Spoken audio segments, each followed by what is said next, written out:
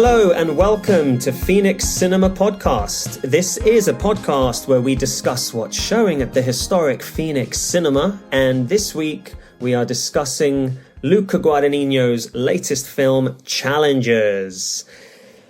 Ian, talk to me, sir. I really want to know what you think about this movie. This is, we've joked about how normally we disagree on movies, but then on the podcast for the last 5 or 6, we've really been agreeing on them. And I have to say, this was the first movie where when I was watching the cinema, I'm like, I don't think Chris is going to like this movie. So I really liked it, but I am very curious to hear what you thought. Okay, well, you got it right. I was not a fan of this movie, and I'm really surprised actually, because I know the movie's doing really well and it's being spoken about, so in such high regard, and so it just washed off for me. And there are so many reasons why. I actually saw it twice. Now, fascinating. Yeah, so I saw it in Hawaii, humble brag, because I just came back from vacation. And, I knew we were going to be doing this episode. So I watched it there and I had my thoughts. And I came back. Did you watch it with others in Hawaii there? Just myself in a pretty empty screen, to be honest. And then, you know why? Because it's such good weather. No one wants to sit inside. Yeah, no one wants to go to a movie in Hawaii. Yeah, exactly. But then I came back and my girlfriend, she really wanted to see it as well. So I thought, despite what I thought, let me go back and maybe it will clarify my thoughts. Wow. This is amazing. This is amazing. Most movies you don't like, you don't even get through one time, and now you got through this one twice. Well, you know what the funny thing is? The first time I walked out, and I thought, oh, wait, hang on a minute. I can't walk out. I'm doing an episode of the podcast for this. I need to watch this through to the end. So I went back. So maybe technically that's 3 times. But yeah, I watched it again last night, and it's a tough one for me. I don't understand it in any way. I don't understand what the hype is. I don't understand. It was just incredibly disappointing. But I mean, I'd like to hear your thoughts, and then Sure. because it's No. It's funny. I think when we became friends 2 years ago or so and started talking about movies, I think a lot of times I'd be like, I don't even see where Chris is coming from. And as we've talked about more movies, it's funny because as I was watching this movie, I was like, you know what? I can see the reasons why I think Chris won't like this, and I agree with them. And it really worked for me. But I think it's, what I really liked about the film. I guess first of all, I was really surprised by it. This was actually the first Guadagnino film I've seen in the cinema, and I'm really glad I'm super glad I did see it in the cinema, because it was much more of a theatrical production, I think, than I anticipated when it came particularly to the camera work and the editing and the sound design.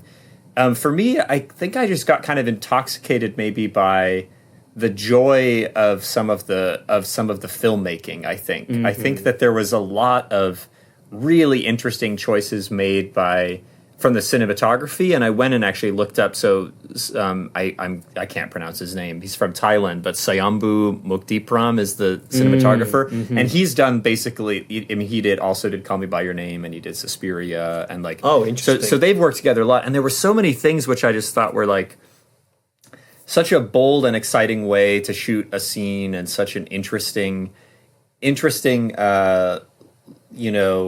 approaches to the story, that for me it felt almost just kind of like a celebration of filmmaking. And I think I just got kind of intoxicated by the visual style and the music, and I thought the editing. I mean, I really enjoyed this way that we kind of entered the story in the match, and then we're kind of moving back and forth. It was almost kind of Christopher Nolan-esque to a degree, where we're kind of moving through times and picking up. And then the way that the whole story is kind of structured around each of the games that they're playing, because there's a victory on the court, and then you kind of see a victory from 12 years ago for one of them, and then a defeat, and kind of vice versa. So for me, it was much more of, generally his films are very kind of like, they can be very kind of heart-wrenching or sad or very kind of like, oof, like they kind of grab you. And this one for me was just kind of like joyful. I don't know. I left the film just feeling very like happy and kind of like a light, I guess. But I do think that like the film is, and this is where I could maybe see you really disconnecting from it, is I think the film luxuriates in a lot of things. Like the film's just like, we're gonna show more shots of like the same thing that we've shown you shots of many times already. And we're gonna like slow it down, and we're going to like repeat it, and we're gonna like repeat the similar themes in the soundtrack again and again. And as soon as it kind of started entering into that area, I was like, I don't think Chris got it. My guess is that Chris didn't get on board with it for the first iteration, and therefore in every other iteration of this tone and style and motif is just going to make you more angry at it.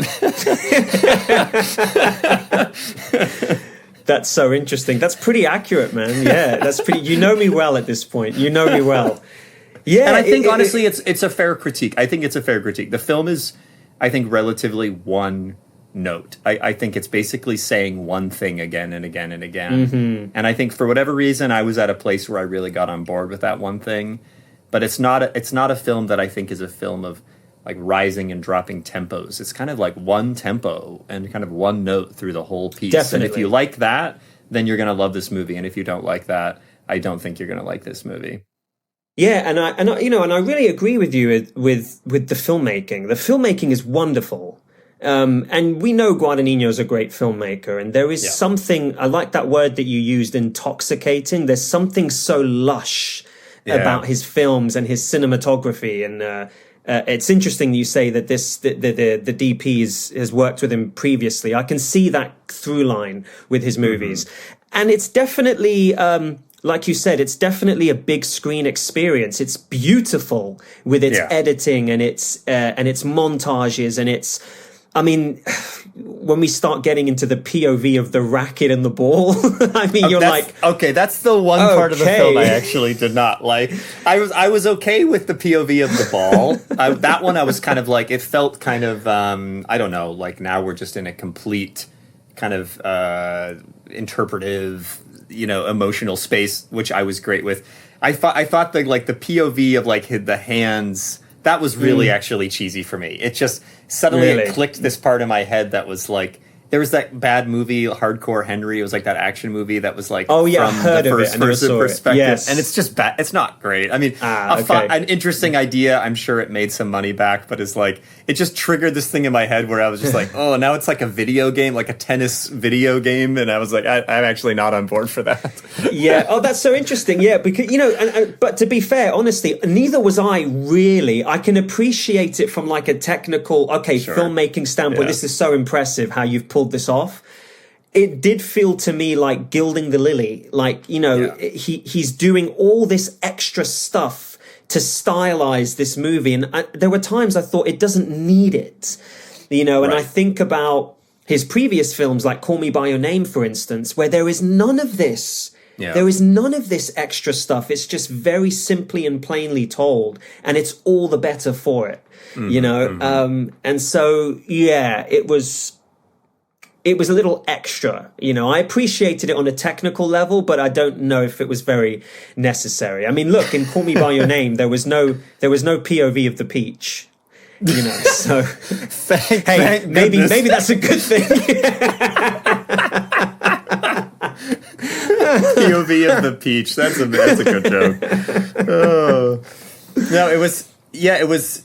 There were, I do agree, there were some times when I did feel like this is a little much, or this is maybe a little on the nose of like, okay, they've got their face on a gigantic poster on the skyscraper and then the storm's going to like blow it down. And it just felt a little bit like more, I guess, kind of like Hollywood classic storytelling than I think I've come to expect from him as a director, So I agree with that. I don't think it's maybe quite as nuanced or thoughtful, or maybe relying on the performers as much as some of his other pieces, which seem to just kind of show a little bit and just kind of let you take your own interpretations from it. I do think. What did you think about the performances? You're generally more keen on performances than I am, so I'd be curious to hear your thought. So glad you asked. Yeah. Well, it's tricky because I think all three actors are so super talented. They're obviously very good actors. Yeah. I'll be honest, the one performance I kind of had an issue with was Zendaya's, actually, because there was something about the moon. It kind of applies to Mike Feist and Josh O'Connor as well, but I didn't quite buy them as adults, if that makes much sense. Yes. It's so funny you say that because based off of, well, a lot of the promotional materials I felt like, or just shots I had seen of the film were from like the flashback stuff. Mm-hmm. And just in my head, I'm like, oh, well, this is great casting because here's these three people who are in their 30s or late 20s, and yet they look like they could believably be 18. You know what I mean? And I was like, so that's great. That's great casting. Totally. And then the film started, and then like it was, there's like shot, and then I'm like, there's a girl in the background. I'm like, oh, is that supposed to be her daughter? And then I was like, oh, are they supposed to be like 35? Like, what's going on? It did take me about like 10 minutes to kind of adjust to that. And then when they did the flashbacks, I was like, oh, like that's what's going on. But then it did just feel like they were kind of 19, like the whole movie. Yeah. It really did. I don't buy for a second Zendaya as a mother in this movie, especially as a mother of a, 4-5-year-old? Yeah. I just didn't buy that. And, here's the thing. I think that they did some makeup to her. They give her some sort of eyeliner or eyeshadow, which does make her look older than the flashbacks. Mm-hmm. But I still don't buy it. However, in the flashbacks, I completely buy them as teenagers. Completely. So that I do feel that there was a real disconnect there with the ages of these characters. Yeah, I did. And I almost wonder if I do 100% agree with you, and it's hard for me to say if it's the way that she was being directed in those scenes, or even the way the scenes were written. Mm-hmm.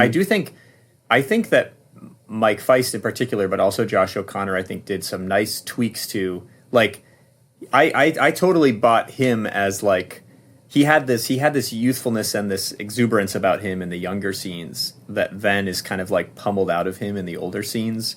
And I did buy him as like a 32-year-old guy who just wants to retire and doesn't want to be an athlete anymore. Mm-hmm. Like I did, and there was something about the ways that he was like, he carried his body. I think he had some nice shifts in his physical performance from being a young kid who feels like everything is a possibility to being someone who's getting older and realizing that maybe his life isn't what he expected it would be. That's interesting. Is that Mike is it Feist's character? I thought so. Yeah. That's how it read to me, at least. I like that a lot. And there was, I think, but yeah, no, I do. It is funny to say that because I did definitely. There was one beat that I do think I liked. I liked when she came back and she like poked her head and she saw them in like lying in her daughter's like nursery together. She saw like her husband, and that was a nice moment. But that was basically the only moment in the whole thing where I was like, oh, like maybe you are a mother, you know what I mean? Like basically every other, and to be fair, the movie's not about her being a mother, so I kind of understand that. But I do think there was, especially when I think about some of the family relationships, like in Call Me by Your Name, for example, where I just like I really buy these people as a family, totally, yeah. You know what I mean? And there was some connective tissue there that wasn't quite there all the way. Yeah. Yeah, definitely. And it's yeah. Go ahead. Well, I was just going to say, just on that same note, it's a shame because, like I said, I think they're all good actors, and it was only totally on the second rewatch, and I saw Zendaya as one of the main producers of this movie, and I thought, oh, that's interesting. So, she's probably been involved with this from the start, as a push to like really from the script level up. And it makes sense. However, I think the movie comes too early for her. I can see her growing into this, Whitney Houston style actress, once she gets into her 30s and 40s, I'm sure there is an Oscar with Zendaya's name written on it, and it's not too far away. But, it just felt like in terms of life experience and everything that you need to bring into a movie, to bring into a story like this, I didn't feel like in particular she had that, or she was carrying that. Which may be an unfair assessment. I don't know, but that's just how it came across. It's really interesting. I think I was thinking about, one of the most interesting parts of Call Me by Your Name to me is the conversation that Timothée Chalamet's character has with his dad at the end, right? Where his dad talks. Nice. It's such a beautiful scene, and he speaks to the importance of youth and youthfulness and finding love as a young person. And I think that idea is, I think, so important to Guadagnino, and I think is present in so many of his films, that this is kind of the beauty of young people falling in love, I think the story about them, these young people who are falling in love and have these conflicted feelings for each other, and like tennis being as a metaphor for love, I think that works very, very well. And I would just be very curious to go back to the moment in the script where they decided, well, we should have her be a mother, and we should have her traveling around with her mother, right. And we should kind of have this larger structure of adulthood. And I'm very curious to just know. I mean, I can imagine what they're thinking is well, we need to have maybe more of a we need to make her decisions to potentially leave that life feel maybe more risky or something. Mm-hmm. But then it does just feel a little tokenized. It does just feel a little bit well, the daughter's just there to make you feel bad about her potentially getting a divorce. And at that point, I'm a little like that. Yeah. Then you just have a character that's a little bit of a stand-in for something and isn't really a full character. Exactly. Yeah, exactly. And and I don't know what you think about this, Ian, but, I was thinking about it on the second rewatch, and I thought, I feel like there's a much more interesting story to be told here if the focus was even more on Zendaya's character and her relationship just with her husband, not having this love triangle, not having Josh O'Connor even be a part of this thing. But when I think about her character and how she is this tennis protege, she's this future star, she's the next, Serena Williams. Yeah. Serena Williams, and, or her sister, whoever. And she has this, career altering injury. And then she strikes up this relationship and eventually this marriage and this life with a tennis star. And her, he wins, she wins through him. And she's driving him to be the greatest, tennis player he can be, which is what she wanted. And yet he's starting to not want that anymore. He's not really interested in that. That was fascinating to me. And I thought, I want a whole, relationship exploring that instead of having this, this triangle even be a thing. Yeah. Yeah. You know what I mean? I can feel that, I think that one of my favorite scenes in the film is the scene in the hotel room where he says, just tell me that it's okay for me to lose, and she just won't say that to him. It's a great, very well written and well performed. And I mean, I think for me, I liked the triangle aspect because I do think, Josh O'Connor's character does become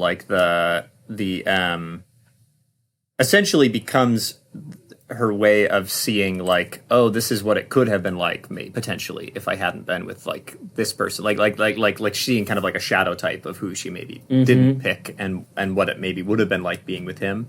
So I do kind of appreciate that, but I think there's kind of two stories going on here a little bit. There's kind of this story between Zendaya's character and Mike Faith's character, and then there's this other thing, which I think is the thing Guadagnino really wants to talk about, but I think was not clear to me until the final shot of the film, which is there's this... I think Guadagnino is most interested in the relationship between Mike Feist and Josh O'Connor's character. I think that he sees them as kind of the primary, almost lovers of the movie. Right. And so she comes in And basically, you know, there's that kind of fascinating scene where she's in their hotel room, and she basically like brings them together. And she's like, well, my work here is done now. She's like, that my only goal was to basically do that. And then she is kind of like, oh, I don't want to be a homewrecker, right? She has this idea of like, I don't want to break this thing up, because she gets a sense that this thing is maybe very beautiful and pure. And then at the end, she kind of, you know, she's been missing out on this exuberant feeling of playing tennis her whole life. And then she gets it again when she sees them like come together again on the court.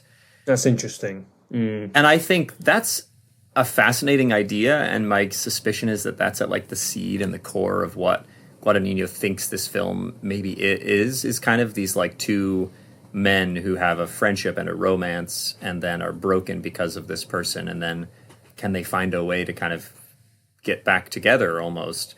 But I don't think that I'm thinking about that for the whole movie. I only thought about that when kind of the last shot kind of happened. And then I was like, oh, maybe that's what this movie is about. That's interesting. Yeah, I don't know. I can see that. And you know, it's interesting because I love the ending of the movie, just in terms of like our final image and the way it's edited. I think it's great. I wish it made an impact on me leading up to it. At a remove, I can absolutely appreciate. I love the freeze frame. I love all of that. You mentioned earlier that you liked the music. You enjoyed the score to this. Yeah, I for me it felt very in line with like. Well, it reminded me a lot of other. It reminded me a lot of some Italian directors I really loved. It reminded me of like decisions that like George Romero a lot of times makes in films. Or even, you know, the original Suspiria, or where they kind of have these films that are more serious films, but then take like a techno, like a very kind of like body, like simple kind of like techno score and place it over the top. And I like that. I think it's stylized and interesting and kind of rich, but I find it really enjoyable. But it's definitely like, I think I liked it though because it maybe harkens to a certain genre of kind of like genre Italian like horror films that I just personally have a soft spot for. Oh right, okay, that's interesting. Yeah, because I mean I liked it at first, and then after a while, just the way it would come in on like just simple scenes of dialogue between two people. I was like, can I just hear this fucking conversation? You know, it's like, it felt so oppressive. And I didn't realize it's Trent Reznor and Atticus Ross. I had no idea upon hearing it. So it's kind of different for them. I blow hot and cold on them, to be honest. But okay. This conversation was pretty much exactly how I anticipated. It's been lovely. It's been lovely. I think all your points are really valid. I kind of was bewitched by the film and I loved it, but I also think it's a little bit of a messy and unfocused movie, which I got on board with, but that I could easily see people not getting on board with. So. Absolutely. Well, and I'm yet to hear anyone who hasn't. So I'm pleased it's doing so well. And, you know, and it seems to be striking a chord with young people in particular. You know, when I saw it yesterday, when I left the screen, everyone's leaving going, these groups of girls, you know, teenage girls going, yes, that was so good. You know? Yeah, I saw it with like a group of teenagers as well. Yeah. Oh, really? you know, like it's definitely, you know, when you go to a Guadagnino film and there's like people like buying popcorn and like chatting in the back row, you know that like he's done something different. He's done something special, because like this is not the same crowd that was showing up for the Suspiria remake. Right, yeah. And it, you know, it's so nice to see a young crowd not showing up to some IP, you know, franchise, you know, prequel, sequel, what have you. So it's in that sense, it's quite pleasing. Pairings, what would you pair this movie with, sir? I had a really hard time with the pairings on this. I'm going to cheat, and you often do too, so I'm going to kind of do two, because one's not a movie. There's an amazing book that I read in a book club about 4 years ago called String Theory. And so are you familiar with the writer David Foster Wallace? He's a very famous kind of modern American author. He wrote Infinite Jest, was kind of like his big book he wrote. But anyways, he weirdly is very into tennis, and he wrote this amazing book called String Theory, and it's like the book is a compilation of articles that he wrote for very niche tennis magazines. But what's amazing is that he's he's like an incredible novelist, and so you're getting this like sports reporting from just this amazing novelist who's like crafting these stories, these incredible narratives out of a simple game of like tennis. And it's awesome. I am not a tennis fan. I don't follow tennis. And I like cruise through String Theory by David Foster Wallace because it's just so enjoyable to read. And it really gave me, I think, this kind of, it reminded me a lot of how I think, you know, this kind of love of the game from more of kind of a romantic standpoint as opposed to kind of just a practical, you know, it's like David Foster Wallace just loves to talk about like what tennis like means to play as opposed to just like how to do it technically well. So String Theory is in my little book I'm going to plug. And I think for my film pairing... Well, I'm going to ask, the String Theory, is it a narrative book or? No. It's actually a compilation of like sports articles that he wrote for different magazines over the years that they've like put together. Right. But it reads just like really engaging, colorful, like nonfiction. Yeah, it's very good. Great. But for a film, I was thinking about pairing this with Phantom Thread, actually, by Paul Thomas Anderson. Kind of a strange, very different, like in its aesthetics, but I think Phantom Thread also is interested in very talented professionals who then are struggling to kind of like mix their romantic life with their professional life, and this type of nuanced type of love where there's kind of self-destruction in love, and that's maybe like a way to there's a certain, I think, place you can get to in romance, you know, in very kind of intensive romance where you're almost kind of destroying yourself or destroying your lover as kind of this like reverse way of showing affection for them. And I think this film's kind of interested in that, and I think that Phantom Thread is interested in that. So yeah, that's my pairing. That's a great... I never would have... Again, wouldn't have thought about that, but it makes so much sense having you explain it. That's a great pairing. Thanks. Excellent. Well, I've chosen the movie Z for Zachariah. I don't know if you heard of the movie. No, I haven't. 2015, only three people in the cast, and that's Margot Robbie, Chris Pine, and Chiwetel Ejiofor. Wow, they're all great. This is fascinating. I've never heard of this movie. Yeah, it's directed by Craig Zobel, who I particularly admire. And it's basically a post-apocalyptic movie with Margot Robbie and Chiwetel Ejiofor playing a couple living in this, this post-apocalyptic world, barren landscape. And all of a sudden, Chris Pine shows up as another survivor on this wasteland, and it creates this real tension between the three of them, especially because, as we all know, Chris Pine is just so goddamn attractive. And so, right. And all they've known is, Margot Robbie and Chiwetel, all they've known is each other for so long. And so what this movie, it really creates this sense of longing, of jealousy, of lust, of loss, in a way that kind of hits quite hard, in a way that I certainly didn't get with Challengers. But yeah, I highly recommend you check this out. It's quite fun. Yeah, cool. No, I'm really intrigued by this film. It looks like the type of concept I could really get on board with. So I'm glad you brought this up. I'll add it to my list. Perfect. All right, well, Ian, we did it. We finally reached the movie that we don't agree on. Yes, what a milestone. Listen, I'm surprised it took so long, but so am I. I'm glad we got there eventually. Excellent. Well, it's been a pleasure, sir. Thank you, as always. And yes, I want to give a special thanks to Phoenix Cinema. Our music is by Stefan Krieger. Our episodes are edited by Noah Anderson. And if you want to go watch a movie, head to the Phoenix Cinema and I'll meet you there.